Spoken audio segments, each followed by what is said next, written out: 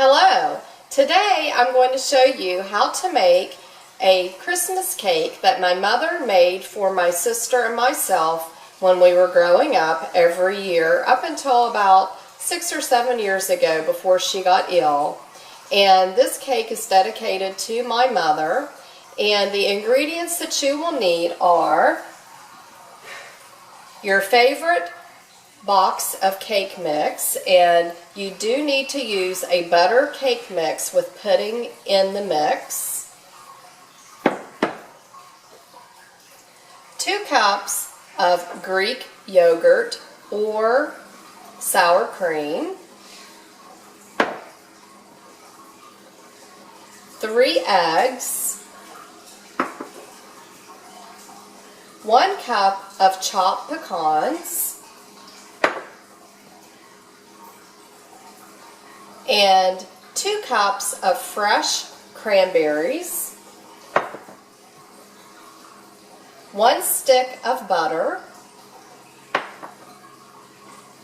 a flour spray for your fluted cake pan, and for icing that you will be making, you will need 1 cup of powdered sugar, 1 cup of cranberries,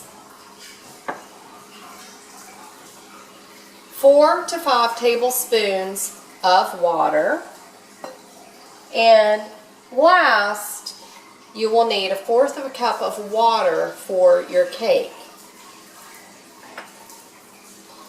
So let's get cooking. First step in making the cake is pouring your cake mix into a large enough bowl that will accommodate all of your ingredients.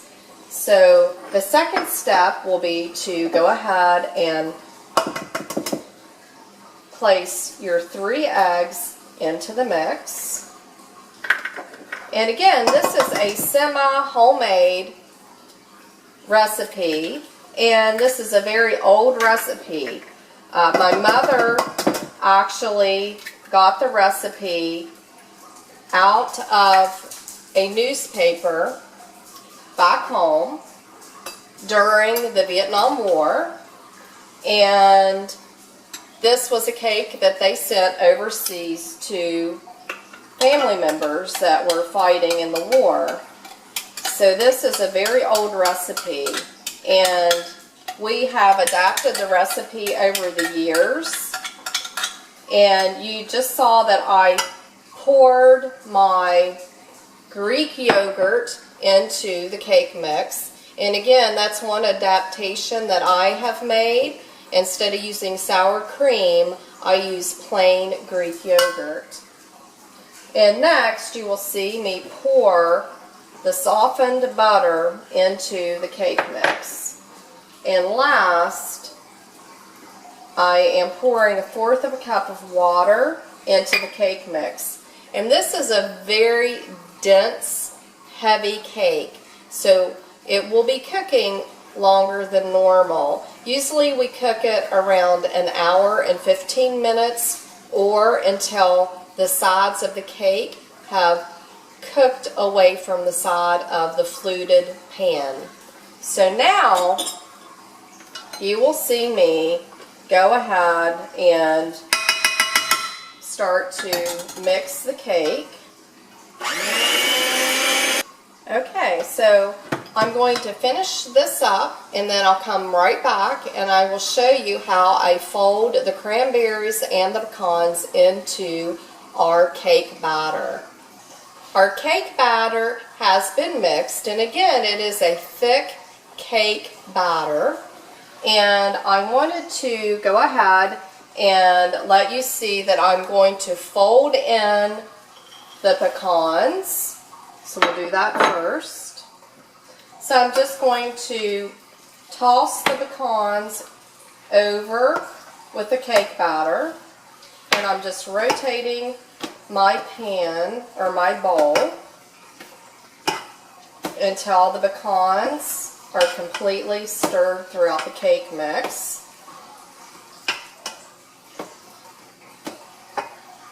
And now you will see me take the cranberry cranberries, and we are going to do the same thing for the cranberries.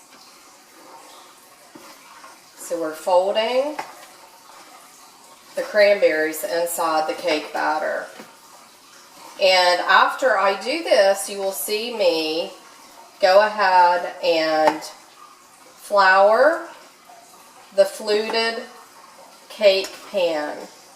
So there we have, and I wanted to let you see how thick the cake batter actually is. Okay, so now I'm scooting the bowl back and moving my pan forward. I prefer to use a spray that already has the flour in. So what I'm going to do is you'll see me spray a fluted cake pan, as I said before, and I have preheated my oven to 350 degrees. So I just want to make sure that all of the surfaces of the cake pan are completely covered. So now you will see me put my cake mix into the pan. So I'm just going to start rotating my cake pan as I place the batter in the bottom of the pan.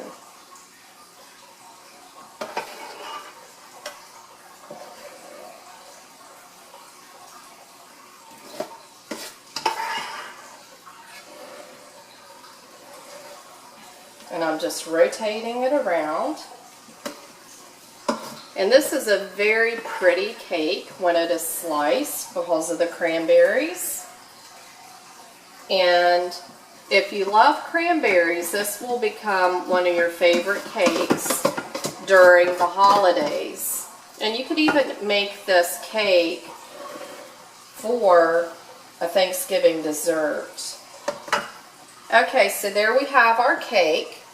And if you want to try to level it out, just drop it on your counter to try to level the batter. So now I'm getting ready to place the cake into the oven again for approximately 1 hour and 15 minutes. And I'll be testing the cake to see how done it is. And this is a moist, dense cake. So it will be more like a breakfast bread with fruit as opposed to your regular cake that you would get from the supermarket or that you would bake yourself normally. So I'll let you see what it looks like here after it's done. Hi, I'm getting ready to show you how to make the frosting or glaze for the top of your cake. So what you will need are, again, your cranberries, your powdered sugar, and your water. So let me grab a spoon and I'll be right back. First thing that you'll need to do is turn your stovetop to at least medium high, and I'm going to go ahead and I poured the water in the pan, and next you will see me add the sugar, and I'm just going to go ahead and stir the water and sugar together. And then you'll see that I am going ahead and pouring the cranberries into the sugar water. And this is a rather easy recipe to make a glaze. And I'm going to go ahead and turn it down a little bit, because what I'm going to do is heat the sugar up until the cranberries start to pop, and we're just going to cook them down, and then our glaze will be done for our cake. So I'm just going to go ahead and let this cook, and we'll be back in a few minutes. And just again, just monitor it and let it cook, and start watching for your cranberries to start popping open, and then you will know that they are done. And I'll let you see what it looks like here in a few minutes. Alright, I wanted to let you know that the cranberries are starting to pop, so it'll just be a few more minutes, and you will actually hear them popping open, and it'll sound like popcorn. So I'm going to go ahead and turn it down and let it simmer a few minutes longer, and it's been about 5 to 6 minutes already, and I'm just going to go ahead and let the cranberries get a little bit more tender. So I'll be back in a few minutes and let you see what the glaze will look like once it's done. And our cake is almost ready to come out of the oven. It has been in there 1 hour and 15 minutes, and I will let you see how I test the cake to make sure that it is done. Our glaze or frosting is ready, and I just wanted to let you see how pretty the glaze looks.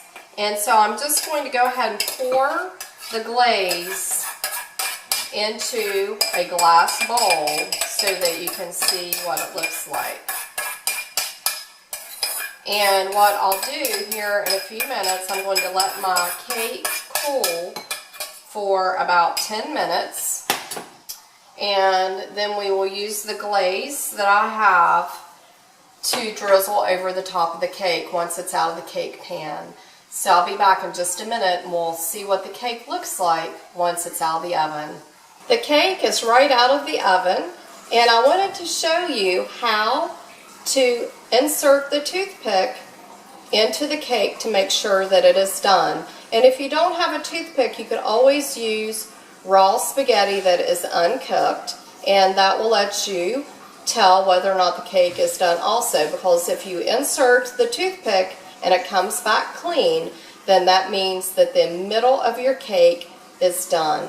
So what you'll see me do is I'm going to go ahead and push the toothpick all the way towards the middle, and as you can see, it is nice and clean.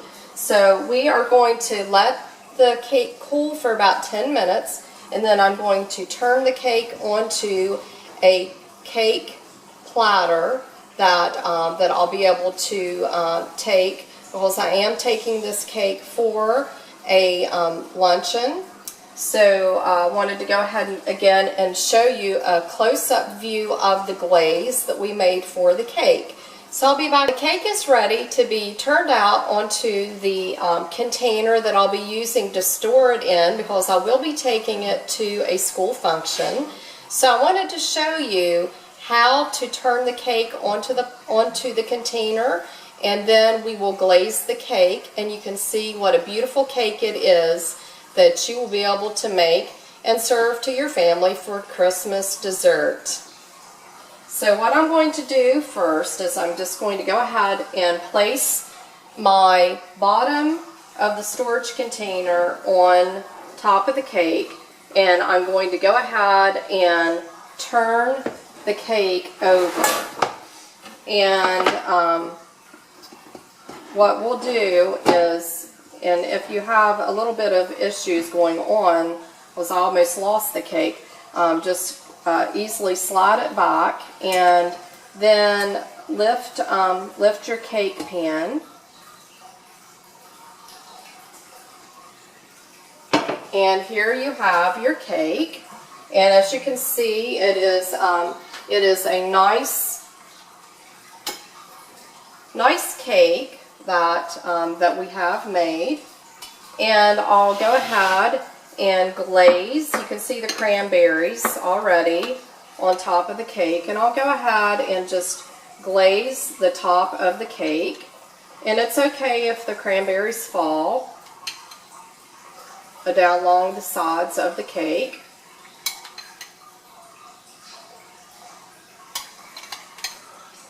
It just gives it some more color to it. And just make sure that you get the tops covered with the glaze. And then go ahead and let your cake finish cooling in the glaze and enjoy.